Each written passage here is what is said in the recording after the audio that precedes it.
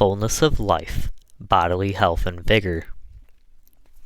God is the spirit of infinite life. If we are partakers of this life and have the power of opening ourselves fully to its divine inflow, it means more so far as even the physical life is concerned than we may at first think. For very clearly the life of the infinite spirit from its very nature can admit of no disease. And if this is true, no disease can exist in a body where it freely enters, through which it freely flows. Let us recognize at the outset that so far as the physical life is concerned, all life is from within out. There is an immutable law which says, as within, so without, cause-effect. In other words, the thought forces of various mental states and emotions all have in time their effects upon the physical body.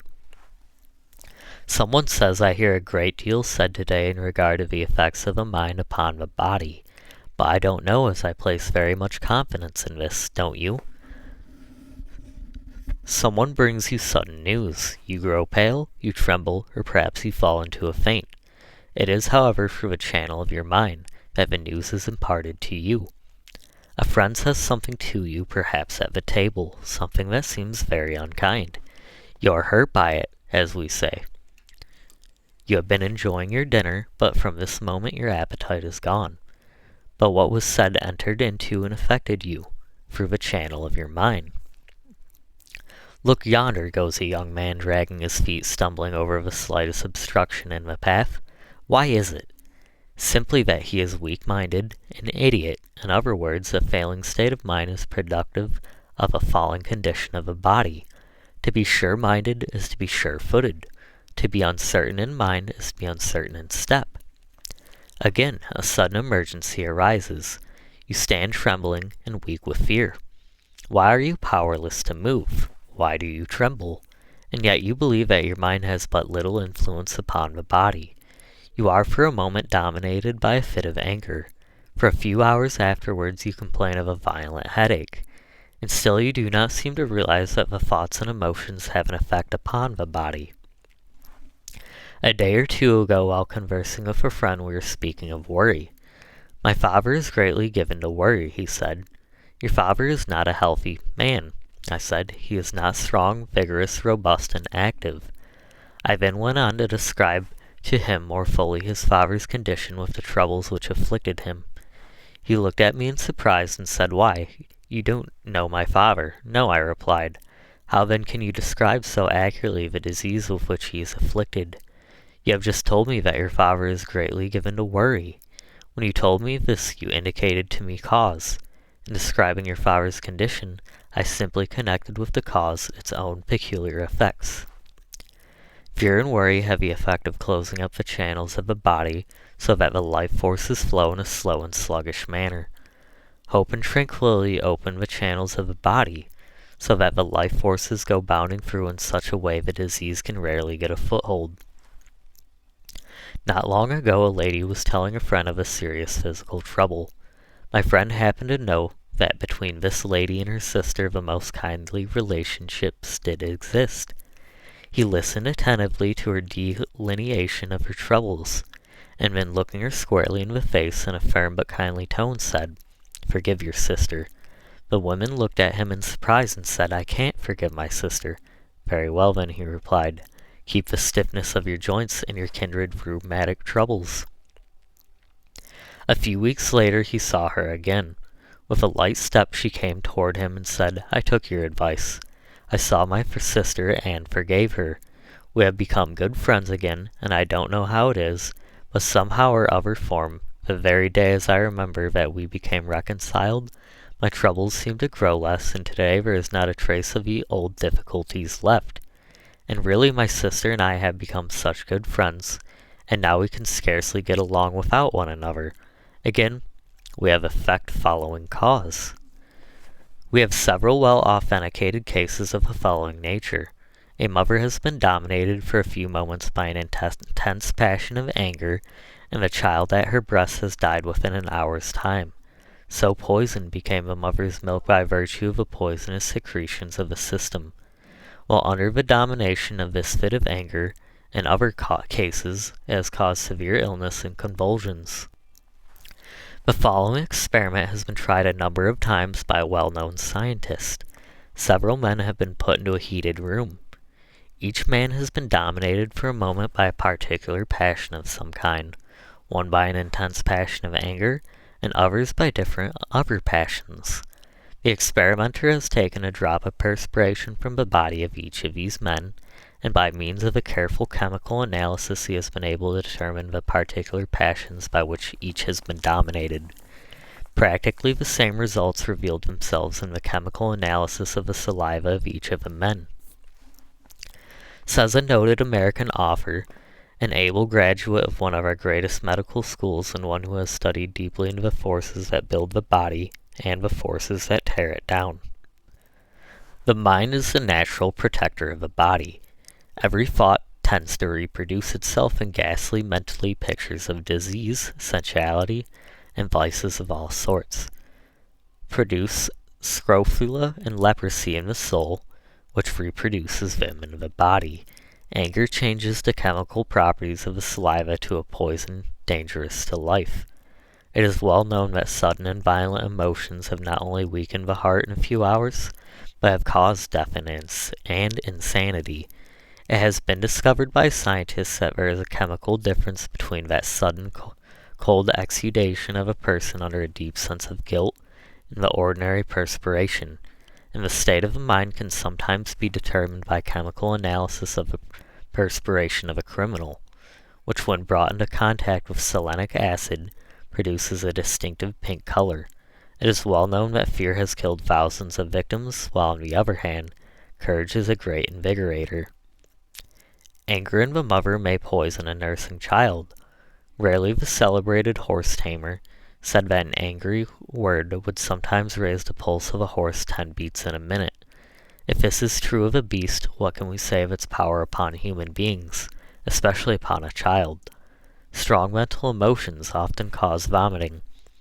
Extreme anger or fright may produce jaundice. A violent paroxysm of rage has caused apoplexy and death. Indeed, in more than one instance, a single night of mental agony has wrecked a life. Grief, long-standing, jealousy, constant care, and corroding anxiety sometimes tend to develop insanity. Sick thoughts and discordant moods are the natural atmosphere of disease, and crime is engendered and thrives in the miasma of the mind. From all this we get the great fact we are scientifically demonstrating today, that the various mental states, emotions, and passions have their various peculiar effects upon the body, and each induces in turn, if indulged to any great extent, its own particular form of disease, and these in time become chronic. Just a word or two in regard to their mode of operation. If a person is dominated for a moment by, say, a passion of anger, there is set up in the physical organism what we might justly term a bodily thunderstorm, which has the effect of souring, or rather of corroding the normal, healthy, and life-giving secretions of the body, so that instead of performing their natural functions, they become poisonous and destructive. And if this goes on to any great extent by virtue of their cumulative influences, they give rise to a particular form of disease, which in turn becomes chronic. So the emotion opposite to this, that of kindliness, love, benevolence, goodwill, tends to stimulate a healthy, purifying, and life-giving flow of all the bodily secretions. All the channels of the body seem free and open. The life force go bounding through them, and these very forces set into bounding activity will in time counteract the poisonous and disease-giving effects of their opposites. A physician goes to see a patient. He gives no medicine this morning, yet the very fact of his going makes the patient better. He has carried with him the spirit of health. He has carried brightness of tone and disposition. He has carried hope into the sick chamber. He has left it there. In fact, the very hope and good cheer he has carried with him is taken hold of, and he has had a subtle but powerful influence upon the mind of the patient. And this mental condition imparted by the physician has in turn its effects upon the patient's body, and so through the instrumentality of this mental suggestion the healing goes on. Know then whatever cheerful and serene supports the mind, supports the body too. Hence the most vital movement mortals feel is hope, the balm and lifeblood of the soul. We sometimes hear a person in weak health say to another, "I always feel better when you come." There is a deep scientific reason underlying the statement. The tongue of the wise is health. The power of suggestion, so far as the human mind is concerned, is a most wonderful and interesting field of study. Most wonderful and powerful forces can be set in operation through this agency. One of the world's most noted scientists, recognized ever as one of the most eminent anatomists living, tells us that he has proven from laboratory experiments that the entire human structure can be completely changed, made over within a period of less than 1 year, and that some portions can be entirely remade within a period of very few weeks. Do you mean to say, I heard it asked, that the body can be changed from a disease to a healthy condition through the operation of the interior forces? Most certainly. And more, this is the natural method of cure. The method that has as its work the application of drugs, medicine, and external agencies is the artificial method. The only thing that any drug or any medicine can do is to remove obstructions, that the life forces may have simply a better chance to do their work. A real healing process may be performed by the operation of the life forces within. A surgeon and physician of worldwide fame recently made to his medical associates the following declaration: "For generations past, the most important influence that plays upon nutrition. The life principle itself has remained an unconsidered element in the medical profession, and the almost exclusive drift of its studies and remedial paraphernalia has been confined to the action of matter over mind. This has seriously interfered with the evolutionary tendencies of the doctors themselves, and consequently the psychic factor in professional life still is a rudimentary or comparatively underdeveloped state. But the life of the 19th century has dawned, and so the march of mankind in general is taken in the direction of the hidden forces of nature. Doctors are now compelled to join the ranks of students in psychology and follow their patrons into the broader field of mental therapeutics. There is no time for lingering, no time for skepticism or doubt or hesitation. He who lingers is lost, or the entire race is enlisted in the movement. I am aware of the fact that in connection with the matter we are now considering that there have been a great deal of foolishness during the past few years. Many absurd and foolish things have been claimed and done, but this has nothing against it and has absolutely nothing to do with the great underlying laws themselves. The same has been true of the early days of practically every system of ethics or philosophy or religion the world has ever known. But as time has passed, these foolish, absurd things have fallen away, and the great eternal principles have stood out ever more and more clearly defined. I know personally of many cases where an entire and permanent cure has been effected, and some within a remarkably short period of time, though the operations of these forces, some of them are causes that has been entirely given up by the regular practice, materia medica.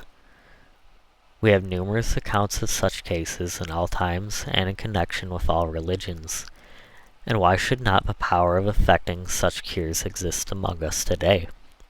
The power does exist, and it will be actualized in just the degree that we recognize the same great laws that were recognized in times past.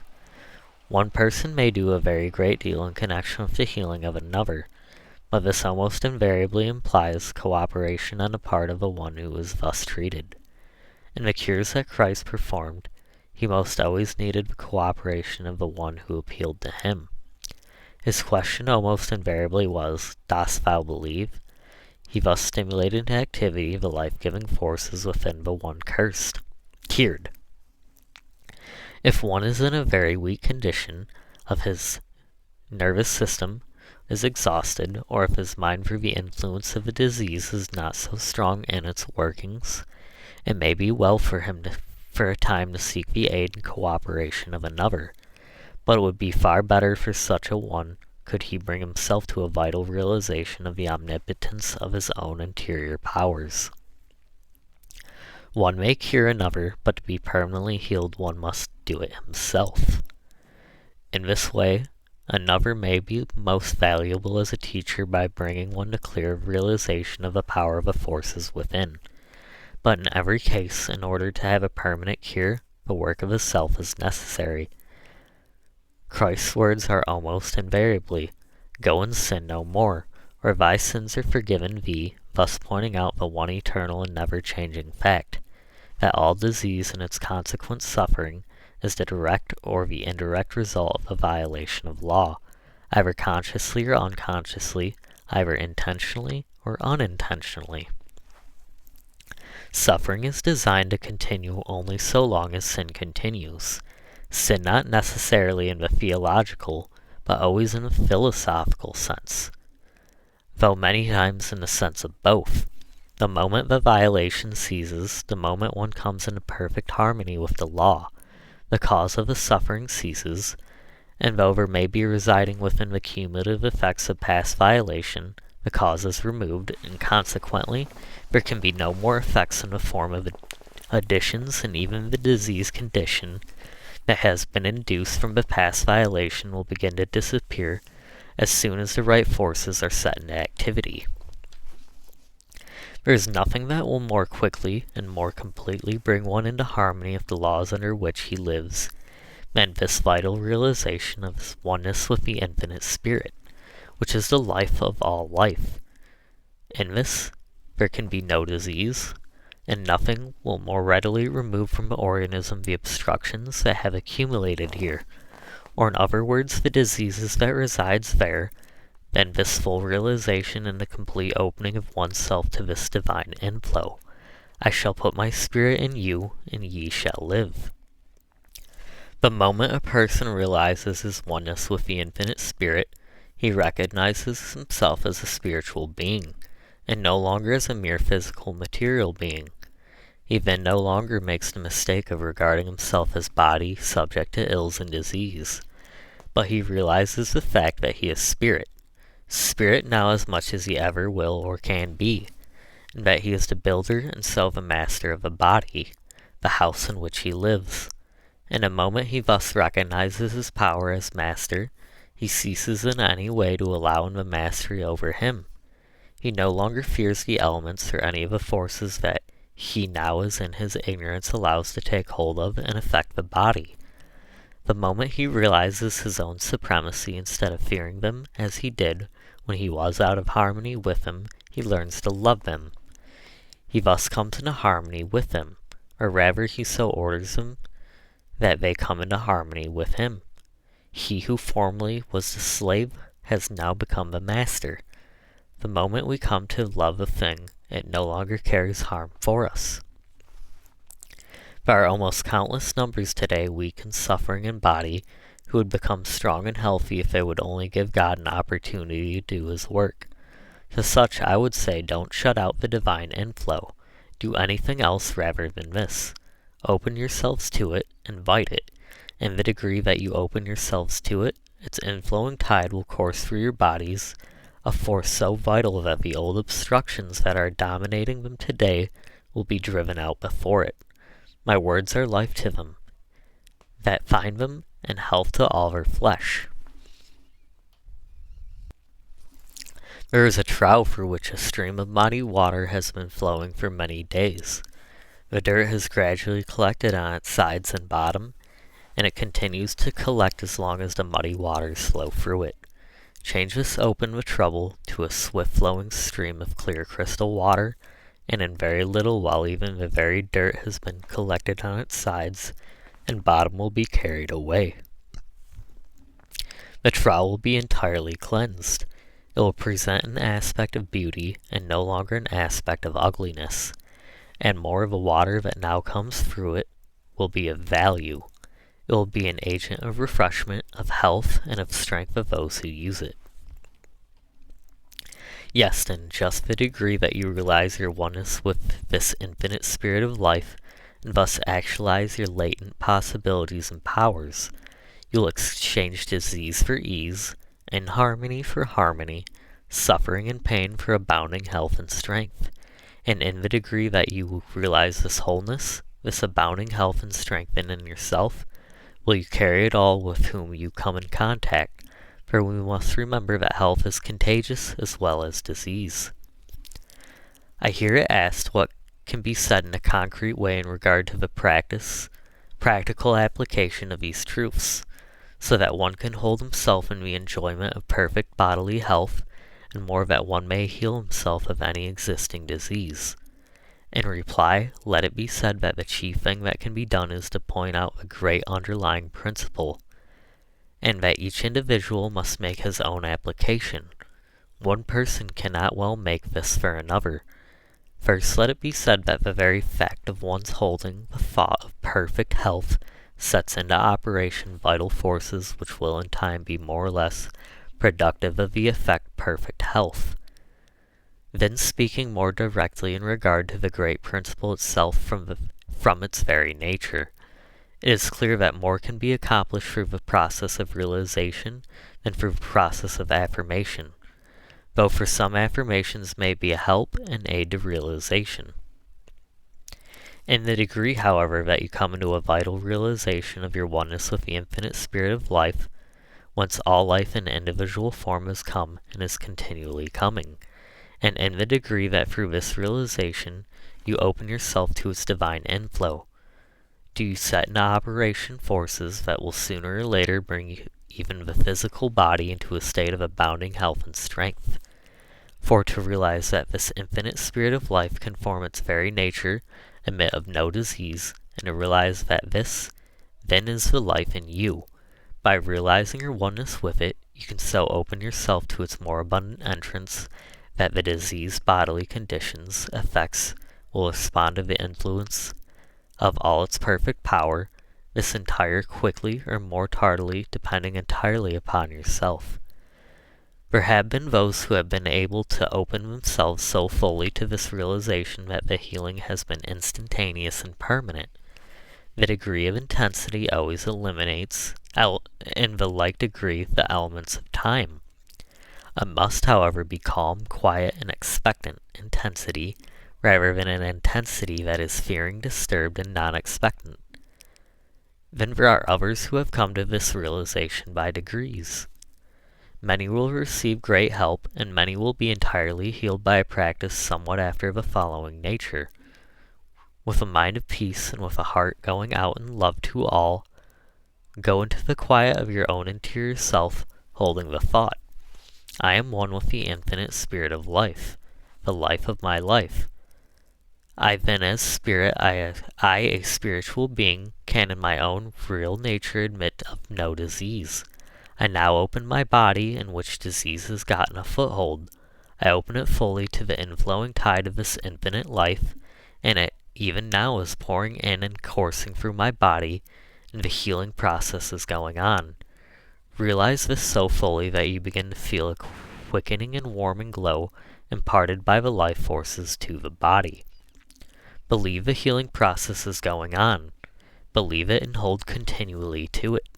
Many people greatly desire a certain thing, but expect something else. They have greater faith in the power of evil than in the power of good, and hence remain ill.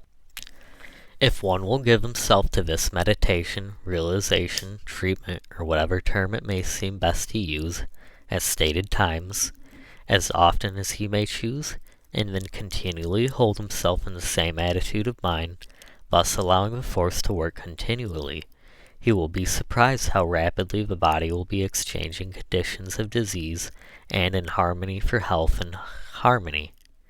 There is no particular reason, however, for this surprise, for in this way he is simply allowing the omnipotent power to do the work, which will have to do it ultimately in any case.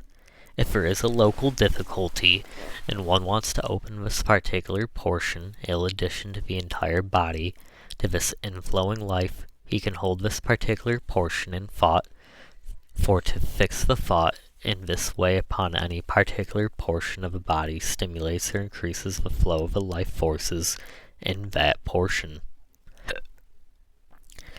It must always be borne in mind, however, that whatever healing may thus accomplished, Effects will not permanently cease until causes have been removed. In other words, as long as there is the violation of law, so long disease and suffering will result. This realization that we are considering will have an influence not only where there is a disease condition of the body, but even where there is not this condition, it will give an increased bodily life, vigor, and power. We have had many cases in all times and in all countries of healing through the operation of the interior forces, entirely independent of external agencies. Various have been the methods of rather various have been the names applied to them, but the great law underlying all is one and the same today. When the Master sent his followers forth, his injunction to them was to heal the sick and the afflicted, as well as to teach the people. The early church fathers and the power of healing, in short, it was a part of their work. And why should we not have the power today, the same as they had it then? Are the laws at all different? Identically the same. Why then? Simply because, with a few rare exceptions here and there, we are unable to get beyond the mere letter of a law into the real vital spirit and power. It is the letter that killeth, it is the spirit that giveth life and power. Every soul who becomes so individualized that he breaks through the mere letter and enters into the real vital spirit will have the power, as have all those have gone before, and when he does, he will also be the means of imparting it to others. For he will be one who will move and who will speak with authority.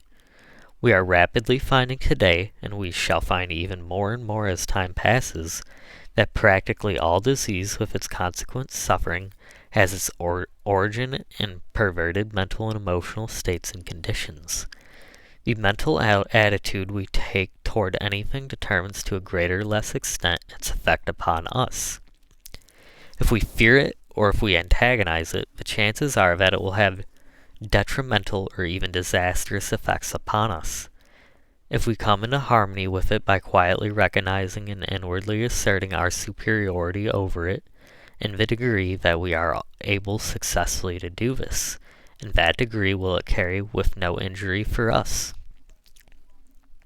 No disease can enter into or take hold of our bodies unless it find therein something corresponding to itself which makes it possible. And in the same way, no evil or undesirable condition of any kind can come into our lives unless there is already in them that which invites it and so makes it possible for it to come. The sooner we begin to look within ourselves for the cause of whatever comes to us, the better it will be. For so much the sooner we will begin to make conditions within ourselves such that only good may enter. We who from our very nature should be masters of all conditions, by virtue of our ignorances are mastered by almost numberless conditions of every description. Do I fear a draught? There is nothing in the draught, a little purifying current of God's pure air, to cause me trouble, to bring on a cold, perhaps an illness. A draught can affect me only in the degree that I myself make it possible, only in the degree that I allow it to affect me. We must distinguish between causes and mere occasions. The draught is not a cause, nor does it carry cause with it. Two persons are sitting in the same draught. The one is injuriously affected by it, the other experiences not even an inconvenience, but he rather enjoys it. The one is a creature of circumstances. He fears the draught, cringes before it, continually thinks of the harm it is doing him. In other words, he opens every avenue up for it to enter and take a hold of him, and so it, harmless and beneficent in itself, brings to him exactly what he has empowered it to bring. The other recognizes himself as the master over and not the creature of circumstances. He is not concerned about the draught. He puts himself into harmony with it, makes himself positive to it, and instead of experiencing any discomfort, he enjoys it. And in addition to its doing him a service by bringing him the pure fresh air from without to him, it does him the additional service of hardening him even more to any future conditions of a like nature. But if a draft was cause, it would bring the same results to both. The fact that it does not shows that it is not a cause, but a condition, and it brings to each effects which correspond to the conditions it finds within each. Poor draft. How many thousands, nay millions of times it made the scapegoat by those who are too ignorant or too unfair to look their own weakness square in the face, and who instead of becoming imperial masters, remain cringing slaves. Think of it, what it means. A man created in the image of the eternal God, sharer of his life and power, born to have dominion, fearing, shaking, cringing before a little draught of pure life-giving air. But scapegoats are convenient things, even if the only thing they do for us is to aid us in our constant efforts at self-delusion. The way to disarm a draft of the bad effects is to have been accustomed to bring one, is first to bring about a pure and healthy set of conditions within, then to change one's mental attitude toward it. Recognize the fact that of itself it has no power. It has only the power you invest it with. Thus you will put yourself into harmony with it, and will no longer sit in fear of it, then sit in a draft a few times and get hardened to it, as everyone, by going at it judiciously, can readily do. But suppose one is in delicate health, or especially subject to drafts, then be simply a little judicious at first. Don't seek the strongest that can be found, especially if you do not as yet into your own mind feel equal to it. For if you do not, it signifies that you still fear it. That supreme regulator of all life, good common sense, must be used here, the same as elsewhere. If we are born to have dominion, and that we are, is demonstrated by the fact that some have attained to it, and what one has done, sooner or later, all can do. Then it is not necessary that we live under the dominion of any physical agent. In the degree that we recognize our own interior powers, and then are we rulers and able to dictate, in the degree that we fail to recognize them. We are slaves and dictated to. We build whatever we find within us. We attract whatever comes to us, and all in accordance with spiritual law, for all natural law is spiritual law. The whole of human life is cause and effect. There is no such thing in it as chance, nor is there even in all the wide universe. Are we not satisfied with whatever comes into our lives?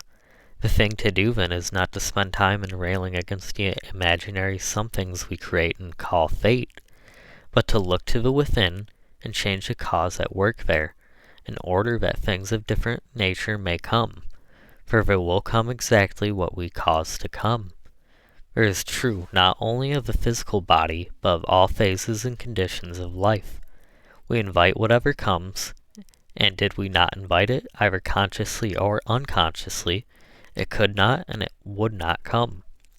This may undoubtedly be hard for some to believe or even to see at first, but in the degree that one candidly and open-mindedly looks at it, and then studies into the silent, but subtle and so to speak omnipotent workings of the thought forces, and as he traces their effects within him and about him, it becomes clearly evident and easy to understand.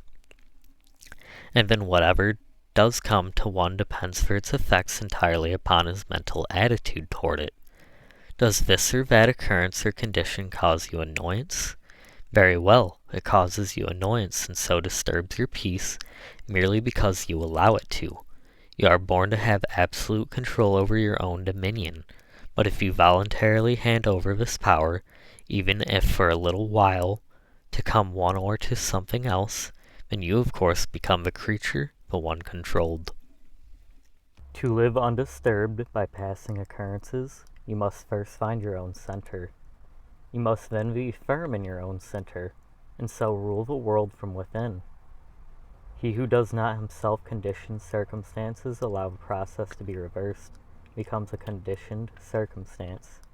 Find your center and live in it. Surrender it to no person, to no thing. In the degree that you do this, will you find yourself growing stronger and stronger in it. And how can one find his center? By realizing his oneness with the infinite power, and by living continually in this realization. But if you do not rule from your own center, if you invest this or that with the power of bringing you annoyance or evil or harm, then take what it brings, but cease your railings against the eternal goodness and benefits of all things. I swear the earth shall surely be complete, to him or her who shall be complete. The earth remains jagged and broken, only to him who remains jagged and broken. And the windows of your soul are dirty and streaked, covered with matter foreign to them. Then the world as you look out of them will be too you're dirty and streaked and out of order. Cease your complainings, however. Keep your pessimism, your poor unfortunate me, to yourself, lest you betray the fact that your windows are badly in need of something.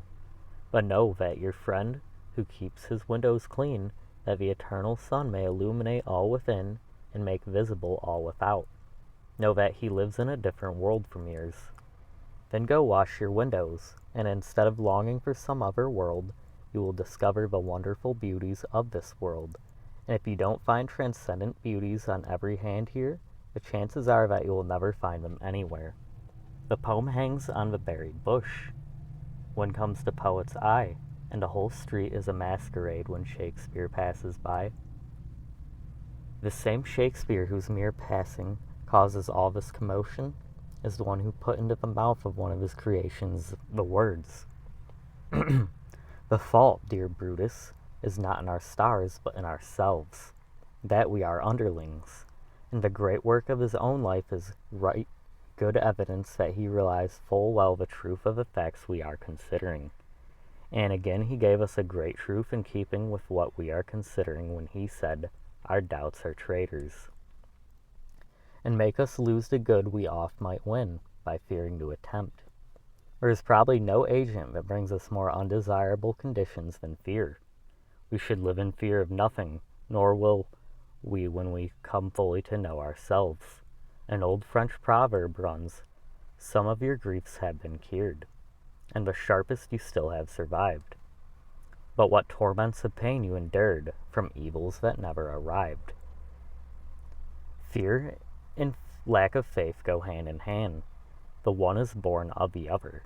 Tell me how much one is given to fear, and I will tell you how much he lacks in faith. Fear is a most expensive guest to entertain, the same as worry is. So expensive are they that no one can afford to entertain them. We invite what we fear, the same as by a different attitude of mind, we invite and attract the influencing conditions we desire. The mind dominated by fear opens the door for the entrance of the very things, for the actualization of the very conditions it fears. Where are you going? Asked an Eastern pilgrim on meeting the plague one day. I'm going to Baghdad to kill 5,000 people, was the reply. A few days later, the same pilgrim met the plague returning. You told me you were going to Baghdad to kill 5,000 people, said he, but instead you killed 50,000. No, said the plague. I killed only 5,000 as I told you I would. The others died of fright. Fear can paralyze every muscle in the body. Fear affects the flow of blood. Likewise, the normal and beauty actions of all the life forces. Fear can make the body rigid, motionless, and powerless to move. Not only do we attract to ourselves the things we fear, but we also aid in attracting to others the conditions we in our own minds hold them in fear of. This we do in proportion to the strength of our own thought, and in the degree that they are sensitively organized and so influenced by our thought, and this, although it be unconscious, both on their part and on ours. Children, and especially when very young, are generally speaking more sensitive to their surroundings and influences than grown people are. Some are veritable little sensitive plates, registering the influences about them, and embodying them as they grow. How careful in their prevailing mental states then should be those who have them in charge, and especially how careful should a mother be during the time she is carrying the child, and when every thought, every mental as well as emotional state has its direct influence upon the life of the unborn child. Let parents be careful how they hold a child, either younger or older, in the thought of fear. This is many times done unwittingly on their part through anxiety, and at times through what might well be termed overcare, which is fully as bad as undercare. I know of a number of cases where a child has been so continually held in the thought of fear, lest this or that condition come upon him, that the very things that were feared have been drawn to him, which probably otherwise never would have come at all. Many times there has been no adequate basis for the fear. In the case there is a basis, then far wiser is it to take exactly the opposite attitude, so as to neutralize the force at work, and then to hold the child in the thought of wisdom and strength, that it may be able to meet the condition and master it instead of being mastered by it. But a day or two ago a friend was telling me of an experience of his own life in this connection. At a period when he was having a terrific struggle with a certain habit, he was so continually held in the thought of fear by his mother and the young lady to whom he was engaged. The engagement to be consummated at the end of a certain period, the time depending on his proving his mastery, that he very sensitively organized, continually felt the depressing and weakening effects of their negative thoughts. He could always tell exactly how they felt toward him. He was continually influenced and weakened by their fear, by their questionings, by their suspicions, all of which had the effect of lessening the sense of his own power, all of which had an endeavor-paralyzing influence upon him. And so instead of their begetting courage and strength in him, they brought him to still a greater realization of his own weakness and the almost worthless use of struggle. Here were two who loved him dearly, and who would have done anything and everything to help him gain the mastery, but who, ignorant of the silent, subtle, ever-working and all-telling power of the thought forces, instead of imparting to him courage, instead of adding to his strength, disarmed him of this, and then added an additional weakness from without. In this way the battle for him was made harder in a threefold degree. Fear and worry and all kindred mental states are too expensive for any reason, man, woman, or child to entertain or indulge in. Fear paralyzes healthy action. Worry corrodes and pulls down the organism, and will finally tear it to pieces. Nothing is to be gained by it, but everything to be lost. Long-continued grief at any loss will do the same. Each brings its own peculiar type of ailment. An inordinate love of gain, a close-fisted, hoarding disposition will have kindred effects. Anger, jealousy, malice, continual fault-finding, lust, has each its own peculiar corroding, weakening, tearing down effects. We shall find that not only are happiness and prosperity concayments of righteousness, living in harmony with their higher laws, but bodily health as well. The great Hebrew seer enunciated a wonderful chemistry of life when he said, "As righteous tendeth to life, so that he pursueth evil, pursueth it to his own death." On the other hand, in the way of righteousness and life, and in the pathway thereof, there is no death. The time will come when it will be seen that this means far more than most people dare even to think as yet. It rests with man to say whether his soul shall be housed in a stately mansion of ever-growing splendor and beauty, or in a hovel of his own building, a hovel at last ruined and abandoned to decay. The bodies of almost untold numbers living their one-sided, unbalanced lives are every year, through these influences, weakening and falling by the wayside long before their time. Poor houses, intended to be beautiful temples, brought to desolation by their ignorant, reckless, deluded tenants. Poor houses. A close observer, a careful student of the power of the thought forces will soon be able to read in the voice, in the movements, in the features, the effects registered by the prevailing mental states and conditions.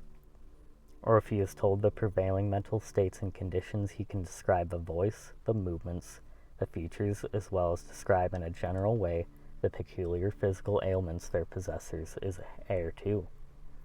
We are told by good authority that a study of the human body, its structure, and the length of time it takes it to come to maturity in comparison with the time it takes the bodies of various animals, and their corresponding longevity reveals the fact that its natural age be near 120 years than what we commonly find it today.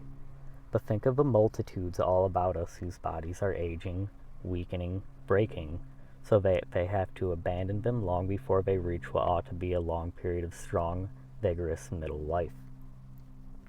Then the natural length of life being thus shortened, it comes to be what we might term a race belief that this shortened period is the natural period. And as a consequence, many when they approach a certain age, seeing that as a rule people at this period of life begin to show signs of age, to break and go downhill as we say, thinking it a matter of course then that it must be the same with them. By taking this attitude of mind, many times bring upon themselves these very conditions long before it is necessary. Subtle and powerful are the influences of the mind in the building and rebuilding of the body. As we understand them better, it may become the custom for people to look forward with pleasure to the teens of their second century. Then comes to mind at this moment a friend, a lady well on to 80 years of age. An old lady, most people in fact would call her, especially those who measure age by the number of seasons that we have come and gone since one's birth. But to call our friend old would be to call black white. She is no older than a girl of 25, and indeed younger. I am glad to say, or I am sorry to say, depending upon the point of view, than many a girls of this age, seeking for the good in all people and in all things. She has found the good everywhere. The brightness of disposition and of voice that is hers today, that attracts all people to her, and that makes her so beautifully attractive to all people, has characterized her all through life. It has in turn carried brightness and hope, and courage and strength to hundreds and thousands of people through all these years, and will continue to do so, apparently for many years yet to come. No fears, no worryings, no hatreds, no jealousies, no sorrowings, no grievings, no sordid graspings after inordinate gain have found entrance into her realm of thought. As a consequence, her mind, free from these abnormal states and conditions, has not externalized in her body the various physical ailments that the great majority of people are lugging about with them, thinking in their ignorance that they are natural and that it is all in accordance with the eternal order of things, that they should have them. Her life has been one of varied experiences, so that all these things would have found ready entrance into the realm of her mind, and so into her life, were she ignorant enough to allow them entrance. On the contrary, she has been wise enough to recognize the fact that in one kingdom, at least she is a ruler, the kingdom of her mind, and that it is hers to dictate as to what shall and what shall not enter there. She knows, moreover, that in determining this, she is determining all the conditions of her life. It is indeed a pleasure as well as an inspiration to see her as she goes here and there, to see her sunny disposition, her youthful step, to hear her joyous laughter. Indeed and in truth Shakespeare knew whereof he spoke when he said, "It is the mind that makes the body rich." With great pleasure I watched her, but recently, as she was walking along the street stopping to have a word, and so a part in the lives of a group of children at play by the wayside, hastening her step a little to have a word with a washerwoman toting her bundle of clothes, stopping for a word with a laboring man returning with dinner pail in hand from his work, returning the recognition from the lady in her carriage, and so imparting some of her own rich life to all with whom she came in contact. And as good fortune would have it, while still watching her, an old lady passed her, really old this one, but at least 10 or 15 years younger, so far as the count of the seasons is concerned. Nevertheless, she was bent in form and apparently stiff in joint and muscle, silent in mood.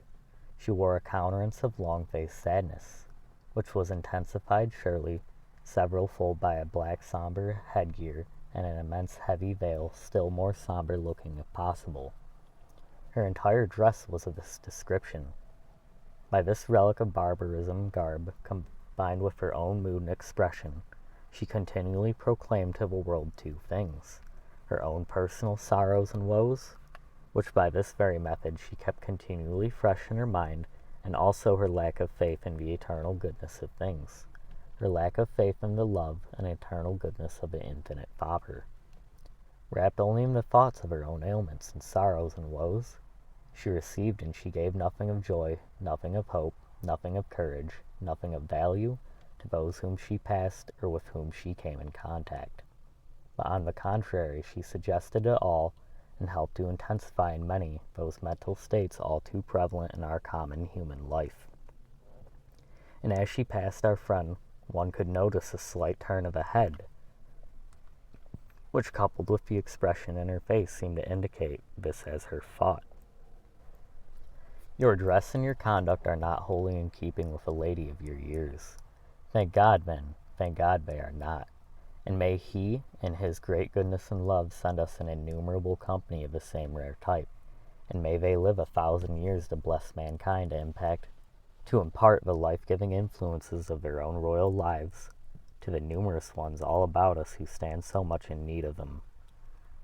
Would you remain always young, and would you carry all the joyousness and buoyancy of youth into your mature years? Then have care concerning but one thing, how you live your thought world. This will determine all. It was the inspired one, Gautama the Buddha, who said, "The mind is everything. What you think, you become." And the same thing had Ruskin in mind when he said, "Make yourself nests of pleasant thoughts." None of us as yet, for none of us have been taught in early youth what fairy palaces we may build of beautiful thought, proof against all adversity. And would you have in your body all the elasticity, all the strength, all the beauty of your younger years? Then live these in your mind, making no room for unclean thought, and you will externalize them in your body.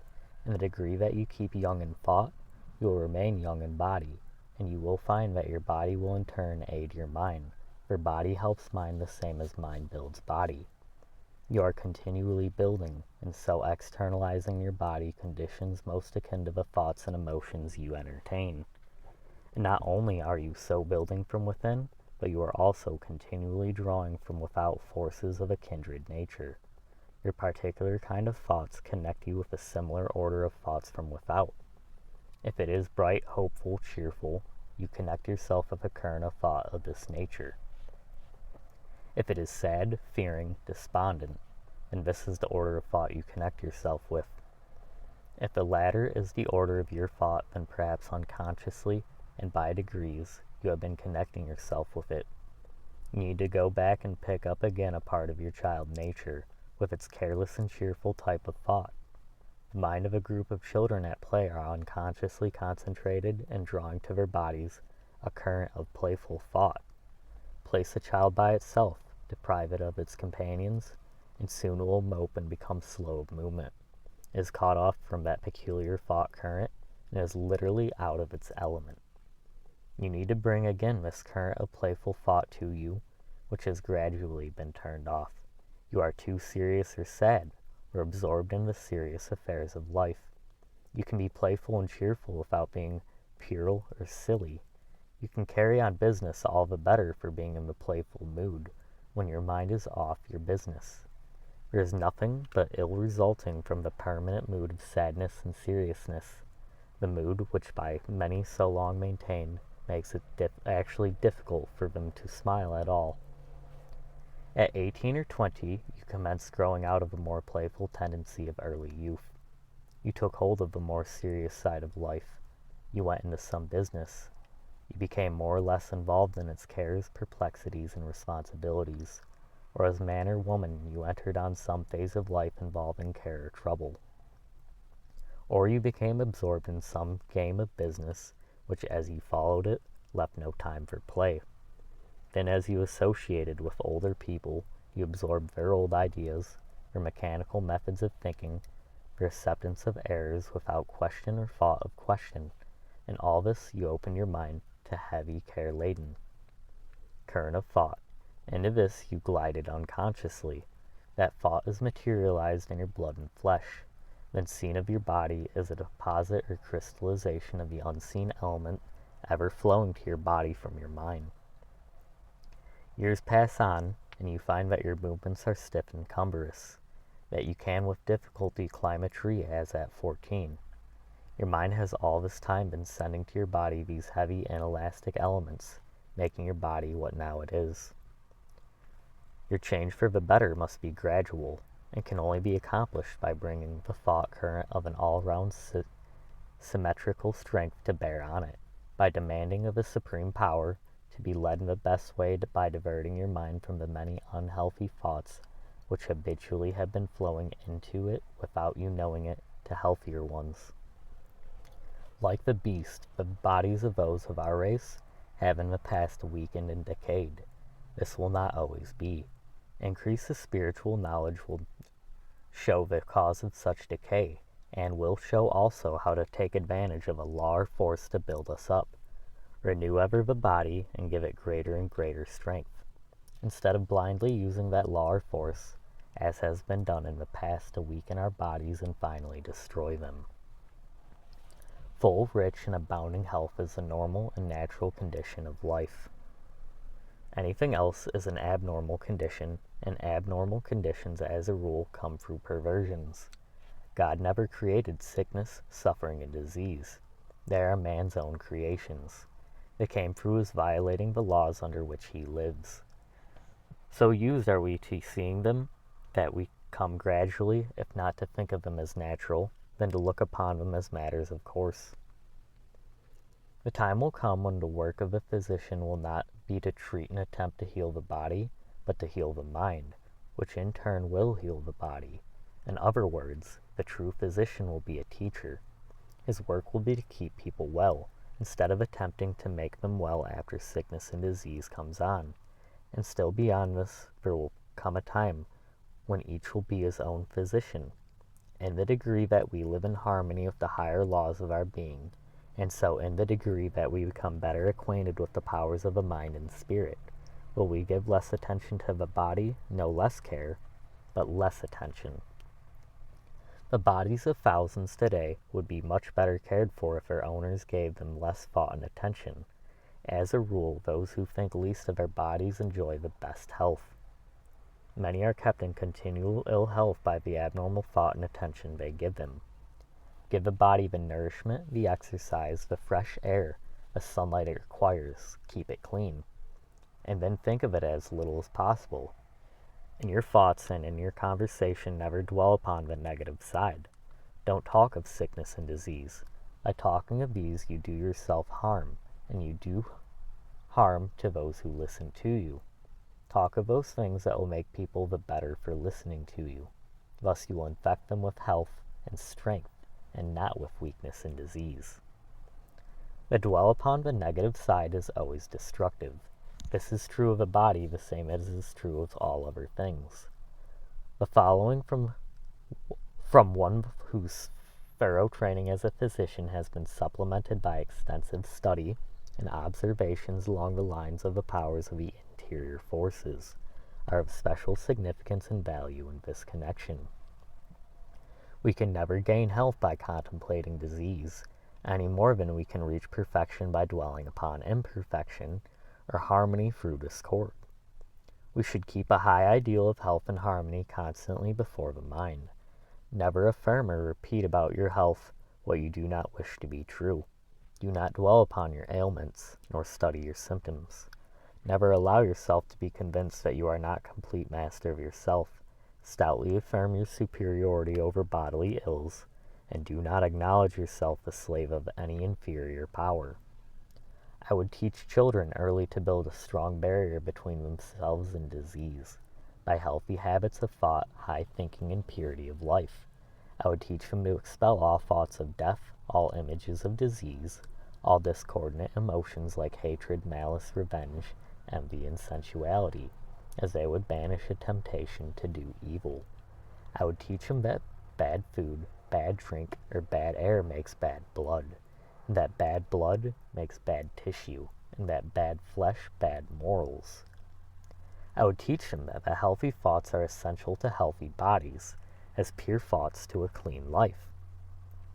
I would teach them to cultivate a strong willpower and to brace themselves against life's enemies in every possible way. I would teach the sick to have hope, confidence, cheer. Our thoughts and imaginations are the only real limits to our possibilities. No man's success or health will ever reach beyond his own confidence, As a rule, we erect our own barriers. Like produces like the universe fruit. Hatred, envy, malice, jealousy, and revenge all have children. Every bad thought breeds others, and each of these goes on and on, ever reproducing itself, until our world is peopled with their offspring. The true physician and parent of the future will not medicate the body with drugs so much as the mind with principles. The coming mother will teach her child to assuage the fever of anger, hatred, malice with the greatest panacea of the world, love.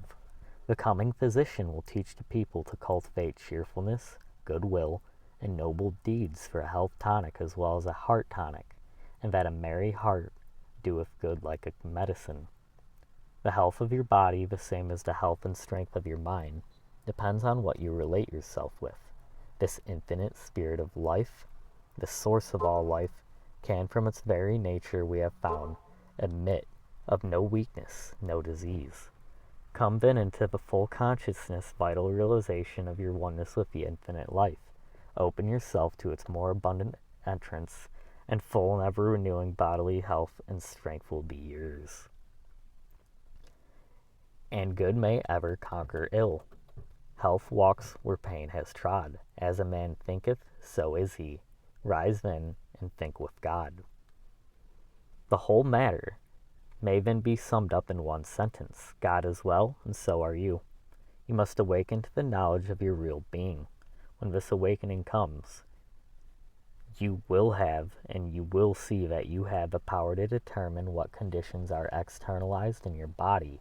You must recognize, you must realize yourself as one with the infinite spirit. God's will is then your will. Your will is God's will. And with God, all things are possible. When we are able to do away with all sense of separateness by living continually in the realization of this oneness, not only will our bodily ills and weaknesses vanish, but all limitations along all lines. Then delight thyself in the Lord, and he shall give thee the desires of thine heart. Then will you feel like crying all the day long. The lines are fallen unto me in pleasant places. Yeah, I have a goodly heritage. Drop out of mind your belief in good things and good events coming to you in the future. Come now into the real life, and coming appropriate, and actualize them now. Remember that only the best is good enough for one with a heritage so royal as yours. We buy ashes for bread. We buy diluted wine. Give me the true, whose ample leaves and tendrils curled among the silver hills of heaven draw everlasting dew.